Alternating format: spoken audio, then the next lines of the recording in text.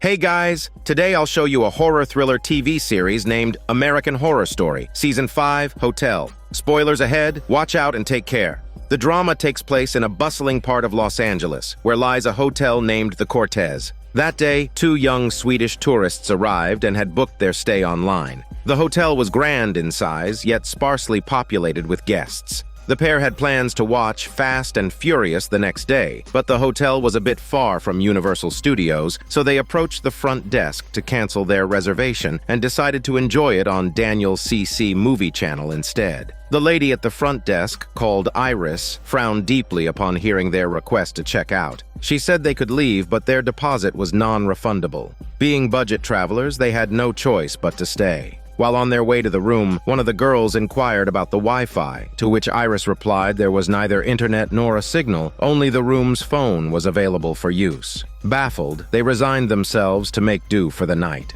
The girl went to the corridor to fetch some ice and saw a housekeeper cleaning sheets, stained with a large patch of blood. The housekeeper mentioned that a terrible incident had occurred in room 51, which was horrifying. The girl was startled and thought it was just someone's period, wondering why they had to make it sound so scary. Continuing on, she saw a boy standing there, looking dazed. Something felt off to her. Back in the room, another girl complained about a foul smell that seemed to be coming from under the bed. They lifted the bedsheet to find a large cut in the center of the mattress, crudely stitched up. Pulling the mattress aside, they were horrified to see a bald man covered in sores, looking like he'd escaped from a mental institution, emerge from the opening. Immediately, they called the police. While waiting, Iris opened room 64 for them and suggested they wait there. Unintentionally, both fell asleep and didn't wake up until 2:30 a.m. when the girl was roused by some chicken noises from the bathroom. Upon checking, she was met with not a chicken, but the ghastly sight of two children crouched, sucking blood from her friend.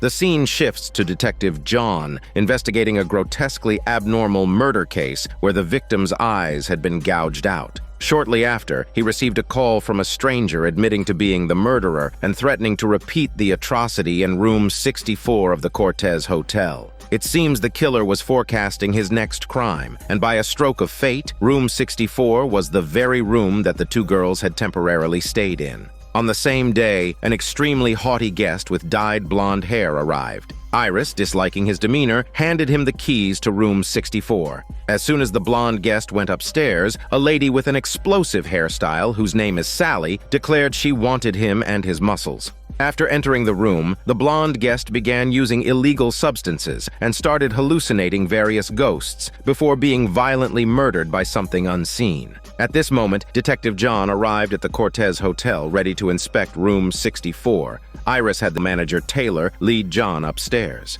To his surprise, the room was empty, with no signs of the recent murder. Lying down on the bed, John fell asleep snoring like a pig and didn't wake until 2:30 a.m. when he saw the same little boy and followed him, only to lose sight of him around a corner. The scene shifts to a countess making a grand entrance. Together with a gentleman named Donovan, they lured a man and a woman to the hotel and brutally murdered them to drink their diabetic blood. Upon returning home, John was greeted by his daughter and his wife, a pediatrician doctor named Alex. Dr. Alex received an emergency call and left, bidding farewell to her husband and daughter. Meanwhile, in the hotel's basement, the two girls were imprisoned. Iris mistook them for junkies after finding numerous drugs in their bags, which were actually sleep aids. This reveals Iris's extreme disdain for drug addicts. After a while, Sally appeared to flex her explosive hair, and she struck up a conversation with Iris. It was evident from their exchange that Iris stayed at the hotel because of Sally, who must have done something to earn her deep resentment. After Iris left, Sally released the kidnapped girl, but as she was about to flee through the front door, the Countess appeared and killed her with a single touch. Iris quickly explained that she didn't know how the girl had escaped, to which the Countess sternly replied that such an oversight would not be tolerated next time, implying that the Countess was the boss of this hotel. While John was dining out with his daughter, he suddenly received a text from his wife with an address and two big words, "Help me." John quickly tried to call Alex, but there was no answer, so he led a team over immediately. He told his daughter to stay put and not come out. Then he took a gun and burst in. On the way, he received another call from his wife. When John answered, the caller turned out to be the previous murderer. Meanwhile, out of curiosity, the daughter secretly ran into the house, walked into a hall, and shockingly found two men gutted and hanging from two large iron frames. Hearing her daughter's screams, John hurried over and also witnessed the gruesome scene. When they returned home, they found Dr. Alex safe and sound, unaware of what had happened and having never sent John a message. Her phone had not been stolen or lost. It was with her all along, suggesting the killer was quite capable and likely knew where John's family lived. John assured her not to worry, and he would arrange for some bodyguards to protect them. Dr. Alex replied she hopes he leaves home because every time she sees him, she thinks of their son. It turns out they had a son who mysteriously disappeared while playing in an amusement park and was likely kidnapped. That day, another gentleman came to the hotel with a child, listening to a lady in blue describing the place. Confused, Iris asked what they three were up to. The lady in blue said she's a real estate agent selling the property and the hotel owner should have informed her. Iris, taken aback, said she had been here for so many years and never even saw the owner. The lady in blue replied that it doesn't matter and this Mr. Will here is the new owner. Donovan came to the Countess to complain that some guy named Will was measuring things in his suite while he was sleeping. As soon as he finished speaking, Mr. Will arrived at the Countess's place. It seems they had met before, and perhaps the Countess was the one who sold the property. But for now, the identity of the owner remained unclear. Will continued looking around the property while the Countess led his son to play around, taking him to a place full of kids that looked like a playroom. As Donovan went downstairs, Iris followed, saying they're selling the property and what if they kick her out? She stays here just to see him every day. It turns out Donovan is Iris's son, but he doesn't seem to hold much affection for his mother. It seems they had a backstory here. Time rewinds to 1994. Iris followed her son and saw him enter a hotel with a person known as Sally, who was a drug addict and had brought Donovan to the hotel to do it together. Unfortunately, Donovan overdosed and passed out, though he did not die. Iris entered the room and was heartbroken to see her son in such a state, which explains her intense hatred for drug addicts. What infuriated her even more was that Sally, acting like nothing was wrong, was preparing to leave and stopped by the window to catch a breeze and sober up. At that moment, Iris approached, and without a word, she pushed Sally out of the window. That's how Sally became a ghost, trapped forever in this place. When Iris returned to the room, she found the Countess sitting beside her son, having revived Donovan using some method.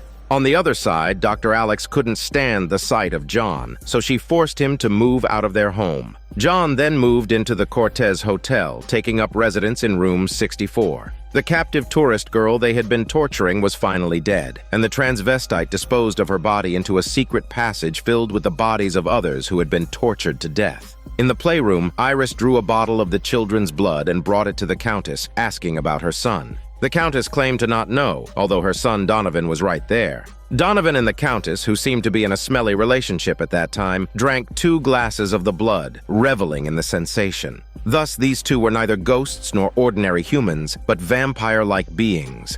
John once again spotted that boy in the corridor. On closer inspection, he realized it was his missing son. He immediately gave chase, but once again failed to catch up.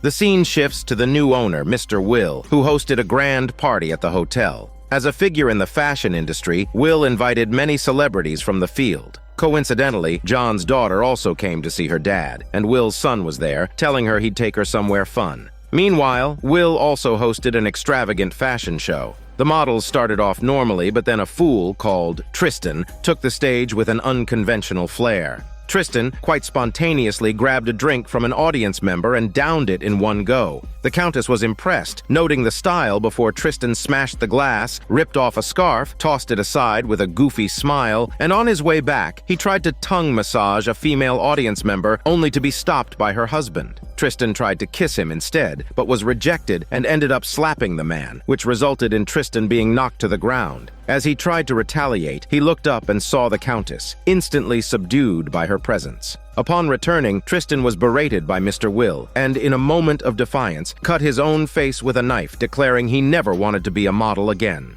Meanwhile, John's daughter was brought to a swimming pool filled with glass coffins where children were sleeping. Among them, she found her little brother. Tristan was wreaking havoc in the hotel, searching for drugs until Donovan overpowered him, ready to drink his blood before the Countess intervened. The scene shifted, and John's daughter awoke on a bus with no memory of what had happened, only recalling seeing her brother at the pool. She returned to find the coffins empty and her brother gone. Lost, she wandered into the playroom and found her brother there. She then showed him a family photo, and shockingly, the brother hadn't aged at all. The boy remembered his parents and sister clearly, but when his sister tried to take him home, he insisted the hotel was his home and that he liked it there. While attempting to take a selfie to show to their parents, the boy suddenly tried to bite her neck, forcing her to escape. Back home, her parents had reported her missing. John urgently asked about what happened, and the daughter explained her encounter with her little brother in the hotel. Naturally, her parents were skeptical, and the photo she took was too blurred to make anything out.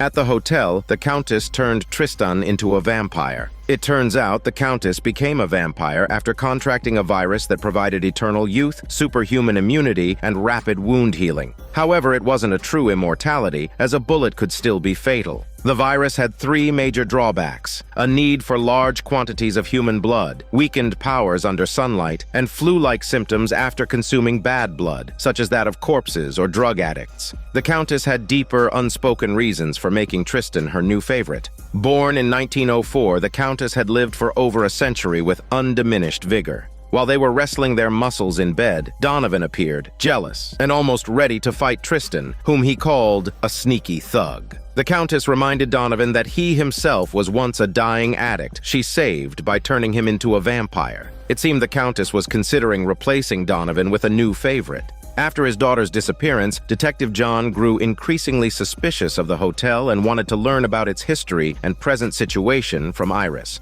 Originally, this hotel was built in 1925 by a nouveau riche named James. During its construction, he aimed not only to establish the most luxurious hotel, but also to design it as an impenetrable murder house. It contained secret slides and hidden rooms for concealing and disposing of bodies. The walls were lined with thick soundproofing cotton, so no screams or chicken noises could be heard. The police suspected him of murder, but without finding any bodies, they couldn't build a case. At that time, the maid who was always washing sheets had already been working there. Soon, the bodies started piling up, and the hidden rooms couldn't contain them all, forcing the disposal of corpses outside. But the truth can't be covered forever. Once the police got involved, James, knowing he couldn't escape, killed the maid and then ended his own life. Therefore, in this hotel, there aren't only living guests, but also ghosts and vampires coexisting. Upon hearing this, Detective John laughed heartily, finding the story quite good. But Iris cursed, insisting it was true, urging him to take it seriously. Inside the police station, John discovered that a recent series of murders shared a commonality. The killer was targeting victims based on the 10 Commandments from the Bible. For instance, if you committed theft, your hands would be cut off, similar to the modus operandi in the movie Seven. Will was surprised to see Tristan and asked about the wounds on his face. Tristan replied that he had hyaluronic acid injections, making not just his face but his whole body smooth and youthful, and then he tried to seduce Will. Unexpectedly, Will was gay, and just as they were getting intimate, Tristan pulled out a knife, ready to kill Will and drink his blood. That's when the Countess appeared and signaled Tristan not to kill him. In the lobby, Iris saw her son come in and hurriedly bombarded him with questions, but Donovan was indifferent and even said hurtful things like he hated her. This made Iris, as a mother, exceedingly heartbroken. After leaving the hotel, Donovan began to kill people indiscriminately and drink their blood, but then a woman named Ramona suddenly appeared and took him down, then abducted him for unknown reasons. One day, Dr. Alex came to see her husband John and handed him a divorce agreement. John was stunned, saying after all, they loved each other. Dr. Alex replied that he looks too much like their son, and whenever she sees him, she thinks of their son. Elsewhere, Tristan sought out the Countess, only to find her being intimate with Mr. Will. Feeling a surge of jealousy, Tristan later asked the Countess why she seduced Will, to whom the Countess replied that she had no real interest in him. It was purely for his money.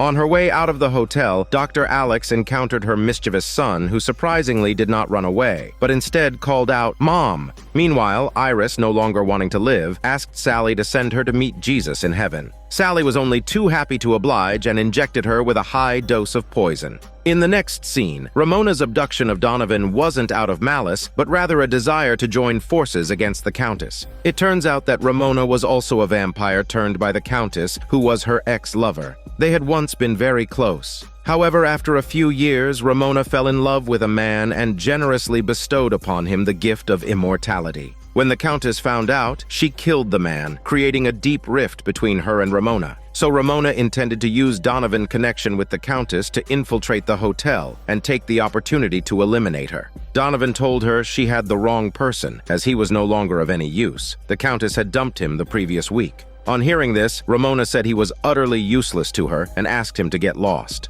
Back at the hotel, the manager Taylor told Donovan that his front desk mother was in the process of committing suicide, and that for the next few centuries, no one would ever love him more than his mother. This revelation struck Donovan, who quickly went upstairs and found his mother on the brink of death. Using his own blood, he revived her, turning Iris into a vampire. By now, it still remains a mystery of where this vampire virus originates from and what else has happened within the walls of this hotel. The scene shifts to the approaching Halloween Eve when a hitman arrived at the hotel. He came to attend a Halloween party hosted by the hotel founder James. So it was clear this guy was a ghost, as he just walked in and killed 2 people, or perhaps his hands were just itching for action. Early in the morning, John was woken up by his daughter's phone call. She complained that neither mom nor dad were paying her any attention and that they had thoughtlessly left her at her grandmother's house. Suddenly, John seemed to see something terrifying and hung up the phone in a hurry. It turned out there were fresh bloodstains on the walls of his own room. When John went upstairs, he found a housekeeper washing bed sheets that had turned the bathtub red with blood. John asked what happened, and the housekeeper replied that it was normal. Every Halloween was like this. Her own son had died on Halloween, which is why she gets a bit flustered around this time. John asked how her son had died, and she explained that one Halloween, to avoid the hassle of making a costume, she simply cut 2 holes in a bedsheet for her son to wear as a ghost costume. But in an unguarded moment, her son was kidnapped. The kidnapper hid her son in a farm in Waynesville. Although the police eventually found the place, unfortunately her son was murdered, and his body was never found. Changing her tone, the housekeeper said she couldn't chat anymore as she had to prepare for tonight's party, James's annual Halloween event known as the Devil's Night, and she wanted to make it special. At the same time, Dr. Alex brought her missing son back home, but in the time it took to grab a cup of water, the boy had bitten the family dog to death. It was then that Dr. Alex realized her son had changed. John returned and began researching the Waynesville murder case mentioned by the housekeeper, only to discover astonishingly that the case happened 85 years ago. John did the math and, to his shock, realized that the housekeeper must be over 100 years old. Dr. Alex returned to the hotel to find the Countess and asked what had happened to her son and why he was at the hotel. The Countess revealed that she was the one who had taken him, simply because John and Dr. Alex didn't seem to care much for their son.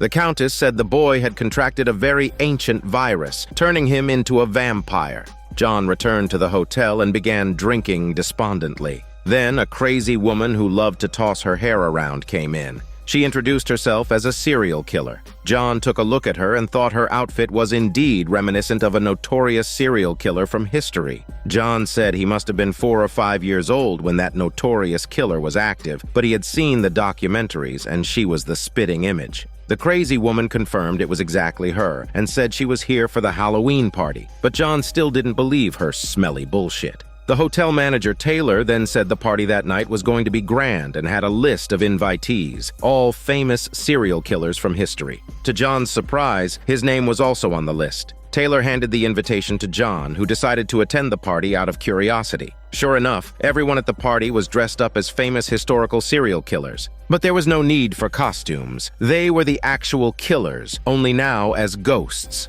The organizer of this party was the hotel's builder, James, who had the highest kill count. Each person introduced themselves, sharing how they killed, how many they killed, how they were caught, and where they died, etc. Detective John listened, completely baffled, thinking these guys were taking their roles a bit too seriously. All the killers shared one thing in common. They had all been seduced into the path of murder by James's machinations. James made his speech, saying that they are all now known by the world, recorded in history, and their stories will be told for millennia.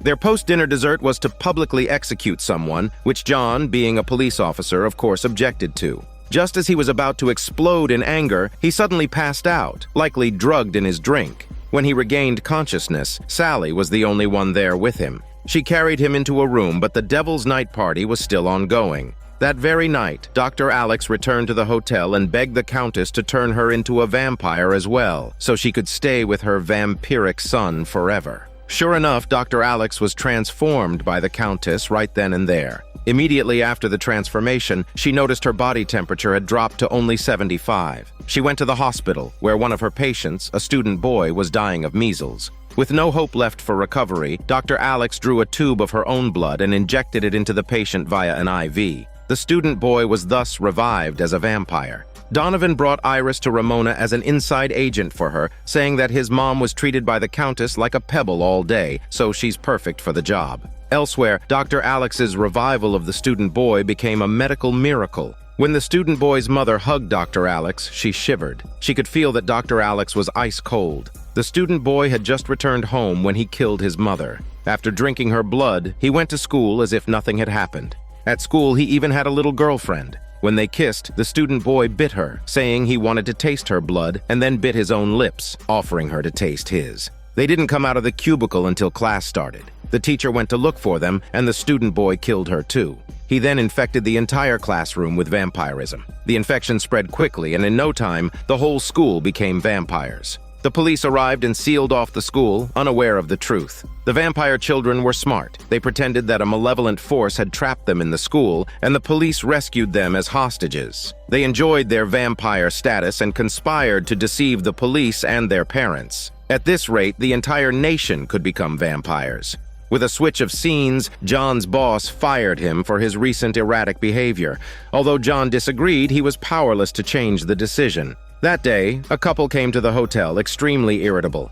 Iris endured their behavior silently. It's said that newly transformed vampires need to drink a lot of blood, or else they become weak. Iris assigned them a room, but once inside, they complained about everything, which really challenged Iris's patience. When she came downstairs, she encountered the Countess leaving with Tristan. The Countess instructed Iris to tell Will that she was out visiting a friend's house. Iris, remembering Ramona's request to act as an inside agent, was particularly nervous and readily agreed. Just after seeing the Countess off, Iris received a room service call from the couple, requesting a specific meat sauce that Iris had never heard of. Taylor, noticing Iris's distraction, simply scooped up a plate of cat food. Once the meat sauce was prepared, Iris was stunned, realizing this could give them away. But Taylor said, "This is how they deal with villains." Iris replied she had worked here for 20 years, and she had never asked about his history. Taylor then began to tell his own story. In 1984, before he became the manager of the Cortex Hotel, he was just an ordinary person.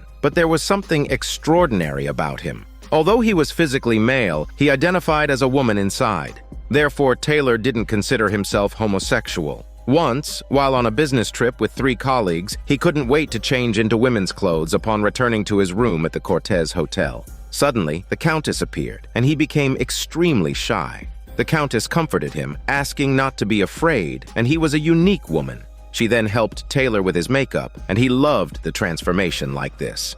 The Countess encouraged him to bravely stroll down the corridor. Coincidentally, he ran into their colleagues, who were merciless with their taunts and said some pretty nasty things. The Countess intervened, and with a flick of her finger, she killed 2 of them, avenging him. From that moment on, he devotedly followed the Countess, worked as the hotel manager, and never returned home, fully embracing his identity as a woman at the hotel. After his story, Taylor told Iris not to take it lying down anymore and start with that couple. So Iris obeyed and served them cat food. The man took a bite and complained about the bread, but liked the sauce. The woman started nitpicking, complaining about the mold-smelly bedroom and asking if all the waiters here were as old and ugly as her. Iris grew increasingly angry and ended up killing the couple and drinking their blood.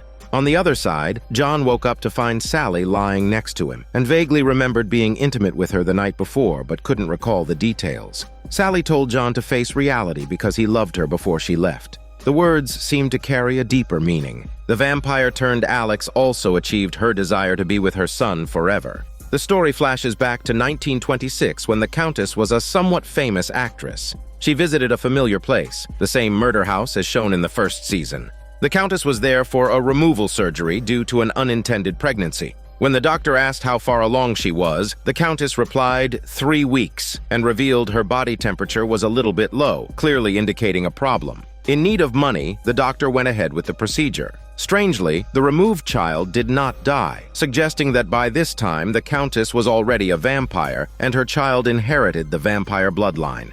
The scene shifts back to the present timeline when Tristan is found in bed with Taylor, passionately performing a hormone yoga session. The two are genuinely in love. As a result, Taylor decides to come clean to the Countess, hoping to gain Tristan's freedom and to witness their shared happiness. The Countess leaves her child in room 33 and steps out to see Iris. Seizing the opportunity while the Countess is away, Iris calls over Donovan and Ramona. Ramona, who holds grudges against the Countess, heads straight for the swimming pool, intending to kill the children who provide the Countess with blood, only to find the pool empty. Frustrated, Ramona demands the key to room 33, planning to kill the Countess's own child and force the Countess into suicide. While wandering around the hotel, Donovan encounters the ghosts of the two tourist girls killed earlier, who can't leave the premises. Donovan remarks that if they don't find something interesting to do, they'll get bored, implying that the ghosts are bound to the hotel, much like the setting in the first season's murder house. Ramona, upon entering room 33, fails to find the Countess's child and accidentally lets him escape. Meanwhile, another murder occurs, unmistakably the work of the serial killer known for following the 10 Commandments from the Bible. Detective John, aware of the situation, rushes over, and indeed, it's one of the 10 Commandments. His former teammate tells him he's been fired and should leave quickly, revealing that they've already caught a suspect. John goes back to drinking and mulling over the case, getting drunk without realizing it. At this point, the two ghostly girls come to seduce him. They see John as a plaything to pass the time. Unable to resist the temptation, John engages in a threesome hormone yoga session with them. 2 minutes later, they finish and the two girls start bleeding profusely, and a shocked John panics and runs downstairs, seeking answers from Taylor, who claims ignorance. Upon returning, John sees the two girls cheerfully leaving, teasing him by saying that he's a real pro and that this was far more thrilling than watching the Fast and Furious show. John curses them out and also dismisses the housekeeper. Suddenly, the hotel builder James appears, welcoming him as an official resident of the Cortez Hotel. John lunges at James but ends up hitting a wall. Overwhelmed and shocked by the series of events, he quickly packs his stuff, ready to leave. While showering, the Countess's child sneaks into John's suitcase. John returns home and picks up his daughter from their grandmother's house. But the daughter challenges him, saying no one has called her for days, then runs off upset. While John is unpacking, he hears his daughter crying and goes to comfort her. That's when the Countess's child runs out. John comes back to find his suitcase a mess, thinking there's a burglar in the house. He pulls out his gun and starts searching, finding the child at the doorway. John, seeing the child move, immediately fires several shots. The boy is wounded but not dead, terrifying John's daughter, who screams in terror and then runs back to her room. In the hotel, Mr. Will is actually turned into a real man by the Countess and regains his manly vigor, even planning to marry the Countess. Taylor sees the Countess returning at a moment when she seems to be in a good mood, so he decides to confess his love for Tristan. The Countess listens and then asks for Tristan to be brought to her for a talk. In another scene, John has reported an incident to the police, and the police have called his wife Alex, who asks somebody to take their daughter to their grandmother's house. Then she asks John what exactly happened. John confesses that he might really be losing his mind because he saw a little monster and even asked Alex where she has been these past days. Alex reveals that she has also moved into the Cortez Hotel but doesn't mention the mischief with their son and her own transformation into a vampire. When John hears this, he shuts the door firmly. Anything related to the hotel must be problematic. Alex hears some noise and follows it, finding the Countess's child in the bushes next to the house. Meanwhile, Tristan is called upstairs and, seeing Taylor, understands what's happening. They embrace each other. Taylor believes that true love will move the Countess. The Countess concedes and wishes them happiness, then kills Tristan with a flick of her nail. For the Countess, betrayal only leads to one outcome: death. Taylor is left in despair, regretting speaking up. After dealing with this, the Countess goes to room 33 to see her son and finds Alex holding him. After questioning, the Countess learns it was Alex who saved the boy and thanks her for saving her son. Alex replies humbly, noting that the Countess had saved her own son as well. After Mr. Will becomes the new owner of the hotel, he is set on renovating it. He tells his son that he might marry the Countess. Surprised, his son asks if his father doesn't like women. Will tries to explain that the adult world is very complicated. His son, pretending to understand, agrees with whatever he says. Suddenly, a construction worker discovers a strange part of the hotel and calls Will to inspect it. It turns out to be a wall made of steel plates, not mentioned in any blueprints. Will decides it doesn't matter and orders it to be removed. As the wall is welded open, a putrid smell wafts out, and two creatures burst out, attacking and killing the construction worker. The Countess arrives immediately and is just as clueless about why there would be such a sealed secret corridor and what could have killed the worker. But after smelling the air, she realizes who it might be, her expression turning to one of shock and fear. It seems that the creatures that escaped are her old friends. Rewind to the year 1925, where the Countess was a rather ordinary starlet among the glitterati of Hollywood. On this particular day, a Hollywood megastar named Valentino sent her a small note, inviting her to meet him that evening. Valentino bore a striking resemblance to Tristan, shedding light on why the Countess was so intent on transforming Tristan. It was her attempt to recreate Valentino in him. That evening, the Countess went to meet Valentino, who unambiguously expressed his affection for her and began to dance with her as the music played. The Countess was easily swept off her feet by him. However, at that moment, Valentino's wife suddenly appeared upstairs. The Countess hastily apologized, thinking she stepped into Valentino's family relationship and suggested she should leave. Valentino implored her to stay, revealing that the movie studio, for the sake of certain benefits, had forced him and his wife to divorce. But their love was genuine, and not wanting to jeopardize their careers, they pretended to divorce. The best cover for the outside world was for him to take another wife, and thus the Countess was seamlessly integrated into this unconventional family, where they lived in mutual respect and occasionally engaged in a threesome hormone yoga session.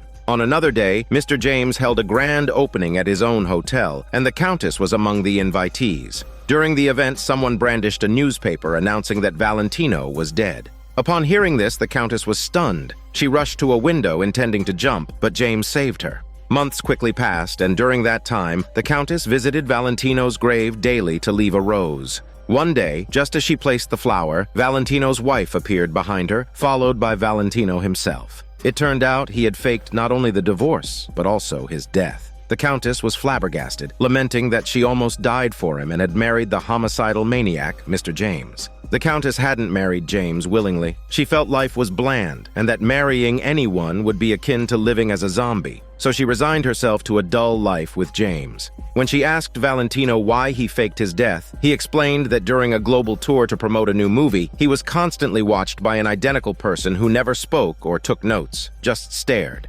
Valentino had thought this person was a figment of his imagination until one day the man spoke. He was a director who had gone deep into the Carpathian Mountains to scout locations for a primitive film and encountered a native tribe infected with an ancient blood virus. The director, now infected, predicted that vampires would destroy the world within a year and intended to save Valentino by turning him, which required leaving his film career behind. Thus, Valentino was transformed and had to fake his death to leave show business. Later, he passed the virus to his wife, and planning to flee, he arranged to meet at the train station that evening. After passing the virus to the Countess, she too became a vampire. However, their plan to escape to the train station was overheard by Mr. James from below, clear as day.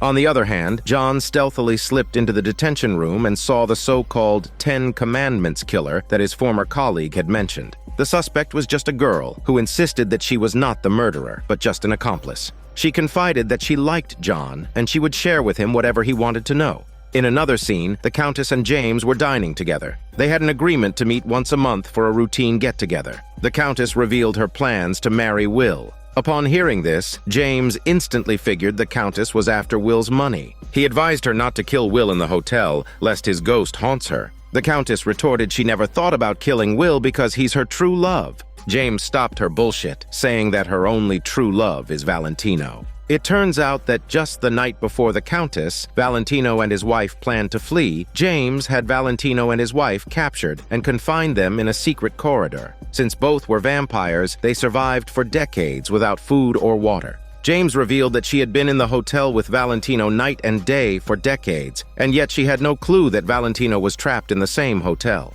After that, Valentino and his wife were finally released into daylight, rejuvenated by feeding on whoever they encountered, regaining their lost youth. At the same time, John secretly took the girl out and demanded her to take him to the 10 Commandments killer. The girl called him an idiot, turned around, and killed herself by running into traffic. Staring at the girl's body on the ground, John realized that he had seen this girl before in a glass coffin at the hotel. He returned to ask the hotel manager Taylor if the 10 Commandments killer was hidden in the hotel by them. Annoyed by his questioning, Taylor threatened not to touch him again, or he would kill him in his sleep. That's when Sally appeared, asking John to follow her and she would show him. Sally then led him to room 64, which used to be James's office and where he had also died, precisely at 2:25 a.m. on February 25th. John remembered that he would wake up almost every night at 2:25. He wondered if there really was a ghost. In the closet of the same room, John discovered a secret door with the 10 Commandments killer's trophies behind it.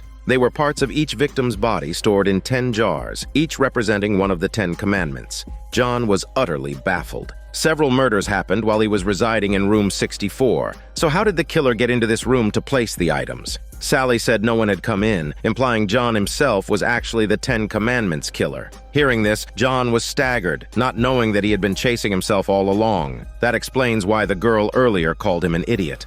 Afterward, John came to the police station to turn himself in. He remembered everything now. 5 years ago, during a random drinking spree, he stayed at the Cortez Hotel. James saw potential in him, noting that he had the makings of a killer, and began to entice him onto the path of murder. James asked if there were any cases that particularly pained him. John admitted there were, especially when a murderer with irrefutable evidence against them would stand trial and yet escape punishment due to their wealth and influence, exploiting loopholes in the law. John believed such individuals shouldn't be handcuffed but killed on the spot. John felt as if he had found a kindred spirit and opened up to James completely, not realizing he was drinking too much. James took John to bed, and then the Countess appeared, questioning if James planned to groom John as his successor. James confirmed this, saying that John would complete his 10 Commandments exhibition. The Countess agreed that John was a good choice but lacked the final push into darkness. James then pulled out John's wallet, showed the Countess a photo from inside, and proclaimed it to be the catalyst. He instructed the Countess to kidnap John's daughter, ensuring the plan would unfold smoothly, explaining why the Countess had to steal John's daughter as a last resort measure.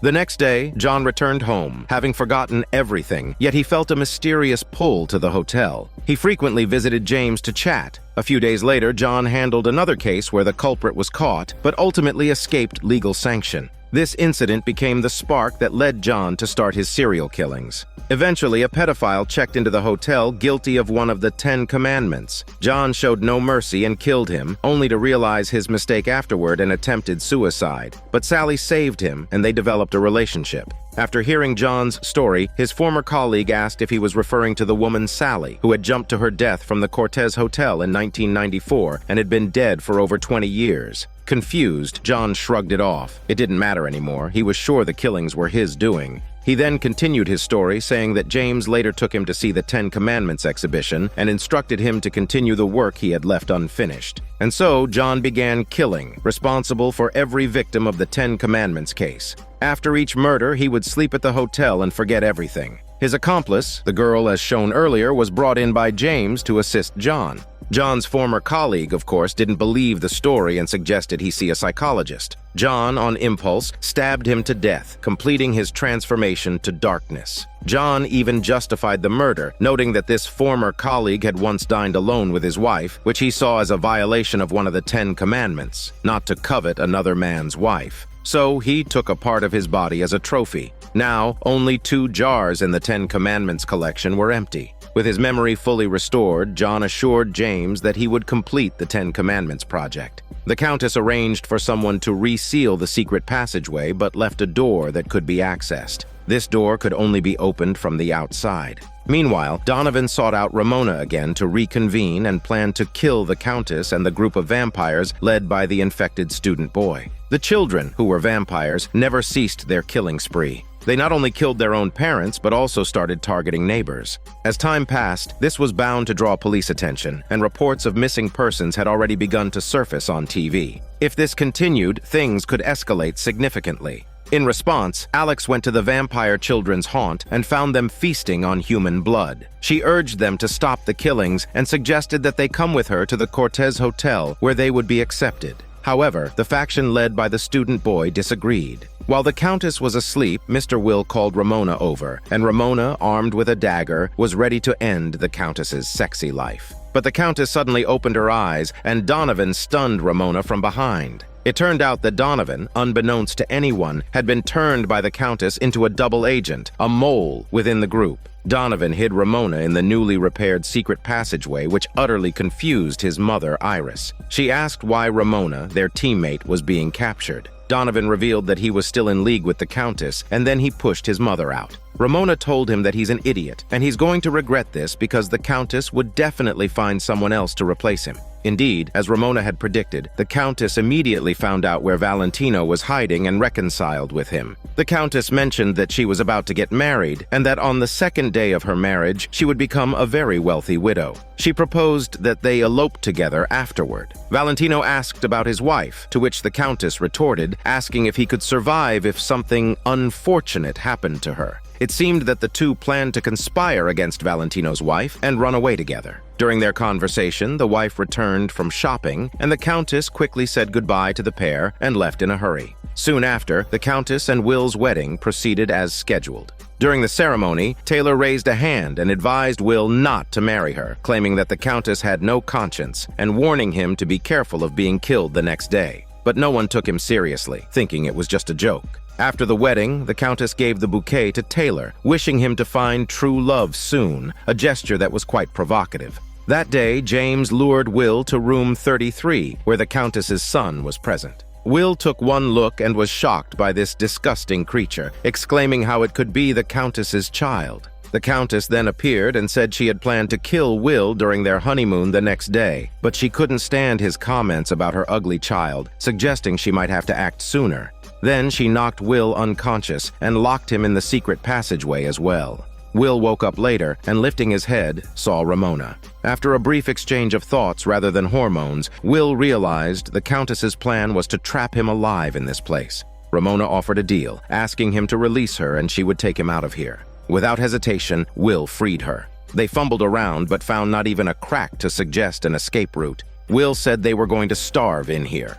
Ramona retorted that he might starve, but she wouldn't, and without further hesitation, she killed Will. Unbeknownst to them, a camera had been installed, and the Countess watched everything unfold. Will met his end in the hotel and was doomed to become a ghost seeking vengeance on the Countess. The scene then shifts to the hotel manager Taylor contemplating suicide with a gun. Iris was startled, saying if he killed himself here, he would become a ghost and have to see the disgusting Countess every day. Alarmed, Taylor was grateful for the reminder. When asked about any unfulfilled wishes, he expressed concern for his son and a desire to speak with him and seek forgiveness. Iris empathized, sharing her troubles with her own son and suggesting they die together when the time came to resolve their issues so they could keep each other company in death. Taylor then asked the housekeeper to call his family, and miraculously, contact with his son was made after 31 years of separation. Although he had been sending checks yearly, he hadn't seen his son in person. The housekeeper promised to arrange a meeting for them. As a token of appreciation, Taylor gave the housekeeper a tub of laundry detergent, a high-tech product for her.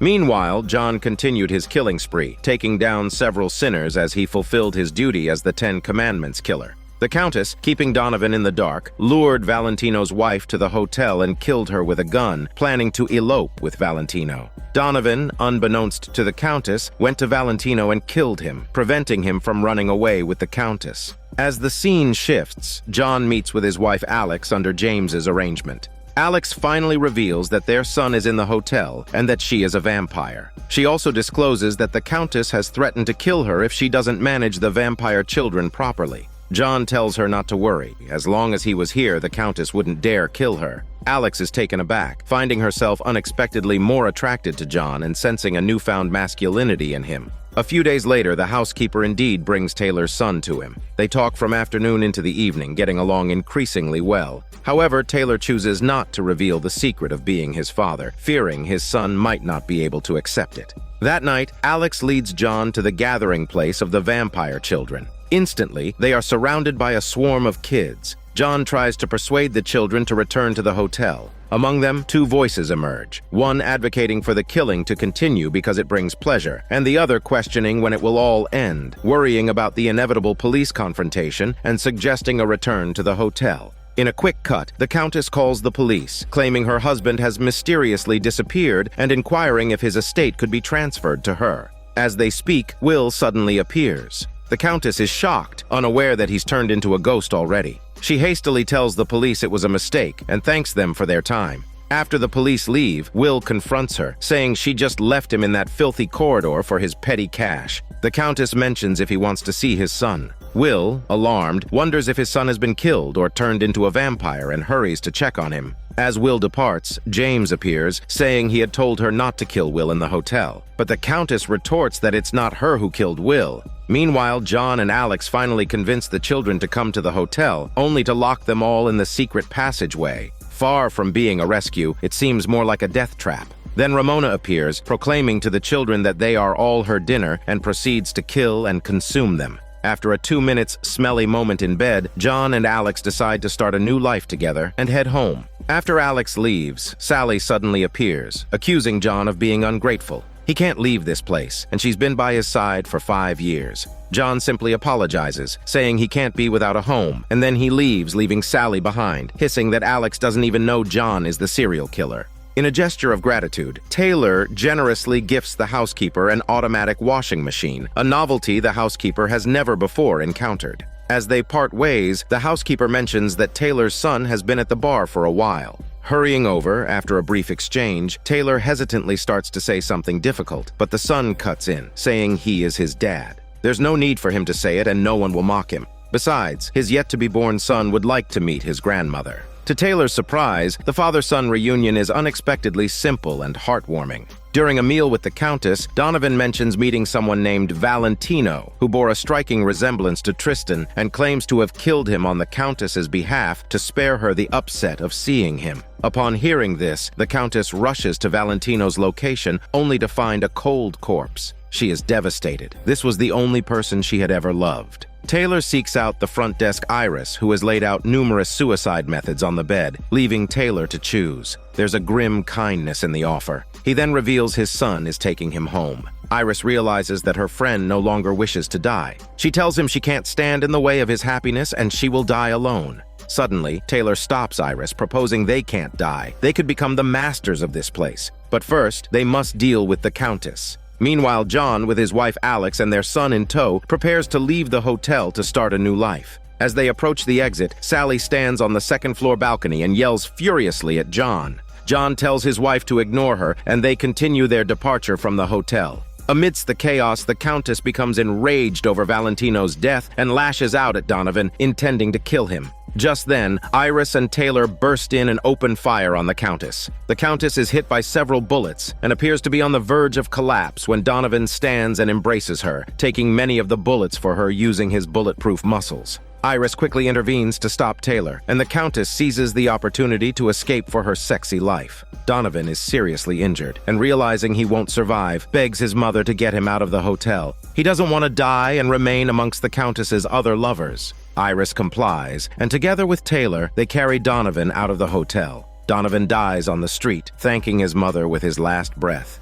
At the same time, Sally rescues the Countess, intending to form an alliance with her. Believing she can't leave the hotel, Sally plots to lure John back to the hotel and kill him so she can be with him forever. Meanwhile, John has already returned home with Alex and their son, and they have picked up their daughter from Grandma's house. The family of 4 is happily reunited. Meanwhile, after scattering her son's ashes, Iris joins Taylor in the secret corridor. The little vampires previously locked up by John have all been killed by Ramona, leaving not a drop of blood behind. Iris and Taylor encounter Ramona and beseech her to join forces because they two alone cannot contend with the powerful Countess. Just then, a new guest arrives at the hotel. It's the witch in fat, who possesses voodoo doll skills, seen in the 3rd season. She is here purely for tourism, but Taylor immediately recognizes her, judging by her fat. As soon as the witch settles into her room, she senses the presence of many restless spirits. However, as a witch, she is fearless. During her wash-up, Ramona suddenly appears, intending to kill the witch in fat.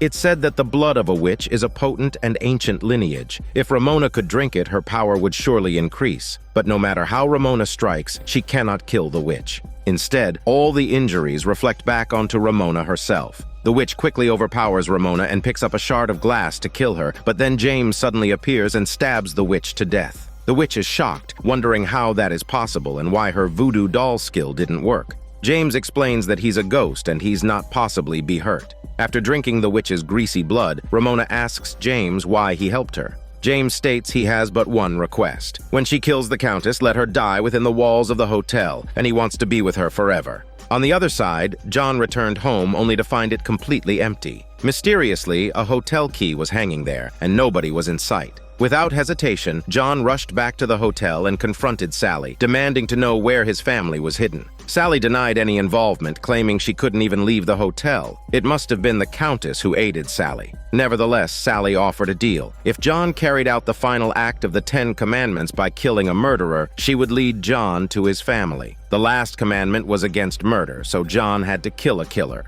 Without a second thought, John shot the Countess dead inside the hotel, who was just about to pack up and move out. Her death made James the happiest of all. He never expected the Countess to die so easily. Once the commandments were fulfilled, Sally appeared, knife in hand, ready to kill John, but was stopped by James. James insisted they needed John alive to be his puppet for murder. John refused to kill anyone else and demanded to be taken to his wife and children. After some time, Iris and Taylor renovated the hotel and held a grand reopening. On the opening day, 2 travel reviewers arrived, presenting a golden opportunity to promote the hotel. Iris and Taylor pulled out all the stops to impress them. However, within 5 minutes of their stay, Sally murdered one, and the other was killed by Will. With deaths on opening day, they wondered how they could possibly continue their business. Taylor decided it was time for an emergency meeting with the resident ghosts at the bar. Iris proposed revitalizing the hotel by putting an end to the murders, and everyone agreed except for Sally and Will.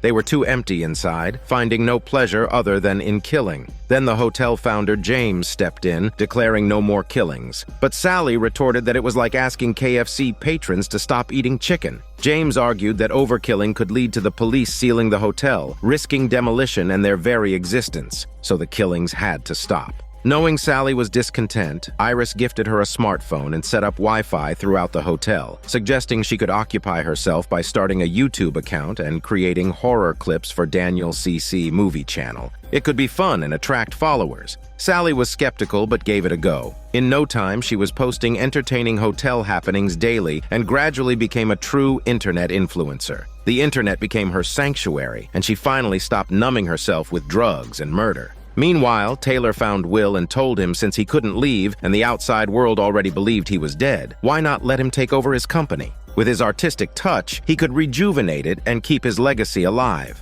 Will found the idea appealing. He then made a phone call and signed some documents, allowing Taylor to take control of the company. Taylor organized fashion shows in the hotel and even had the ghosts serve as models. Surprisingly, this brought new life to Will's company. Will no longer felt empty inside. Over time, the hotel was free of any murders. One day, a medium arrived at the hotel. She could sense the presence of various spirits as soon as she entered the hotel. Taylor asked the medium to communicate with Tristan. Ever since Tristan died in the hotel, he hadn't appeared, and Taylor harbored some resentment, believing Tristan was angry with them. The medium tried to reach out to Tristan and indeed made contact, but Tristan didn't want to show himself. Taylor was heartbroken, thinking Tristan no longer loved them. Not much later, Taylor's daughter-in-law gave birth to a grandchild. It should have been a time for him to enjoy his twilight years, but instead he was diagnosed with advanced cancer. Ramona knew about it and asked if he wished to die in the hotel and become a ghost, or she should transform him into an immortal. In the end, Taylor chose to die in the hotel. He gathered all their friends in the hotel and proclaimed he was proud to be the first woman in the world with prostate cancer. He then asked everyone to choose a weapon and kill him. Since Taylor was going to die anyway and would become a ghost, everyone was willing to do him a favor. Just as they were about to proceed, the Countess appeared and said she would do it. After all, she was the one who created him. Taylor agreed, and thus he became a ghost amidst the Countess's nails and tears. At that moment, Tristan appeared. It turned out Tristan had been silently watching over the Countess all along, simply not wanting to disturb her. The medium often came to the hotel to film her paranormal show, which garnered quite high ratings. Gradually, the hotel became a hotspot for young adventurers rather than a resting place for genuine travelers who were now too frightened to book a stay at the Cortez Hotel. As Halloween approached, John entered the hotel, and from his conversation with Iris and the others, it was clear he hadn't visited in a long time. Iris and Ramona were both annoyed by the medium's presence and even contemplated killing her. John said to leave it to him, as he had a few hours left to stay. From this, we gathered that John was now a ghost who didn't die in the hotel, but could only return once a year on Halloween, similar to the rules established in the first season, Murder House. John sought the medium to share his continuing story. It's then revealed that after his family moved back in, they faced challenges because his son, being a vampire, needed blood. John resorted to bringing home small dogs daily, but animal blood couldn't compare to human blood, and gradually, his son began to suffer from malnutrition. Eventually, Alex had to bring him back to the hotel, where the return of the family was warmly welcomed by their ghostly friends. Among them was the couple's daughter, who was a normal human. John didn't want his daughter exposed to the hotel's violence and wished for her to grow up happy and normal, so he entrusted Taylor to enroll her in a school. Along with the girl, Will's son was also placed in that school by Taylor. Continuing his story, John said that he resumed his role as a murderer to collect blood for the vampires after that, but one day his actions were exposed, and he was shot by police near the hotel. With his last breath, he tried to crawl back to the hotel but ultimately died outside, leaving him forever separated from his family. After recounting his story, John invited the medium to a gathering on Devil's Night, where all the historic serial killers convened for their annual meeting. To the medium, this was an exhilarating prospect for a show that would undoubtedly smash ratings. However, as the night progressed, the killers turned on her, intending to make her their dessert. The medium was truly frightened. John threatened her to leave immediately and never return to the hotel, or she would lose her life. The medium fled for her shitty life in terror. After scaring off the medium, John knew he only had a few hours left, so he hurried to room 64 to spend one last moment with his family. His daughter was there, now much grown up. Of course, his wife Alex and their son would never age, being vampires. John fell asleep next to Alex, marking the end of the 5th season. This is Daniel CC Movie Channel. Stay safe and enjoy your day.